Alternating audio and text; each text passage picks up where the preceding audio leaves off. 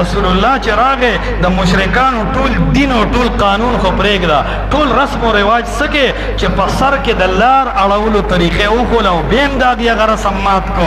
رسول الله وفرمایل منځ کې لار اړوئ، نیم ویښته یو طرف ته کوئ، نیم بل ته کوئ، ښځې به ټول ویښته په شان تېر شوی دی.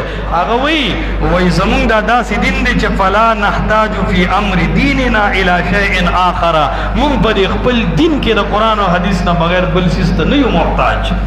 دا خو کامل دین و یار، دی کې خو د قیل قال گنجائش ګورې نه، دا خو الله د 13 سپارو په شکل د محمد مصطفی په ژبه داسې دین مونږ ته راوړو چې قسم بالله که په دې کې رسول الله چې کله پیدا شو نو خلکو به په سر کې په دوو طریقو لار اړوله.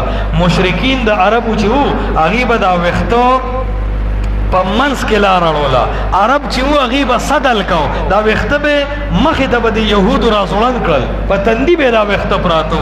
رسول الله چې راغی د مشرکانو ټول دین او ټول قانون خو پرېږده، ټول رسم او رواج څه چې په سر کې د لار اړولو طریقې وښوله او بیا هم د هغه رسم مات کو. رسول الله وفرمایل منځ کې لار اړوئ، نیم ویښته یو طرف ته کوئ، نیم بل ته کوئ، ښځې به ټول ویښته په شا ناړئ او نارینه او یا زنانه ویښته په تندي باندې راځوړند هم نه ساتي. نو هغه عرب حیران شو، وایي دومره کامل دین دی محمد راوړو او زمونږ رسم و رواج دومره د خپو د لاندې کو چې هر څه خو پرېږده، عقیده او مونځ خو پرېږده، په سل کې د لار اړولو طریقه کې هم خپل امت یتیم نه دی پرېښی. دا خو ډېر کامل دین و د الله بنده، تفریق پکې نه و، انتشار پکې نه و، کامل دین الله او رسول الله بیان کو. صحابه پې سرونه قربان کړل، مولان راغې 4 مذهب یې پکې راوویستل، پیران رالل خپل ذکرونه وظیفې پکې راوویستل، خلک رالو خپل شپې شتې په دین کې ورکړل، لاړو د قرآن او سنت دین یو ځای کې پاتې شو. یو سړی یو شیخ پسې روان دی، جی زمونږ د مشرانو ګورې دا طریقه ده، بل وایي زما د اکابرو ګورې دا طریقه ده، بل وایي زمونږ فقها مجتهدین. خلک په اکابرو فقها او مجتهدین او مشرانو کشرانو لګیا دی.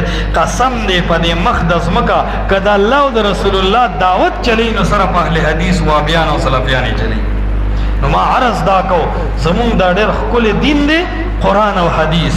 پکار دا درونه چې مسلمانان دا خپل غمونه او خپل خاله، خپل معاملات، خپل گاون دا د الله د محمد رسول الله صلی الله علیه وسلم د راوړلې شوې طریقې پابند کی. بس دا زمونږ د ژوند اصل مقصد دی. رب العالمین دې مونږ کې دا مینه پیدا کی چې مونږ په الله او رسول الله صحیح مین شو.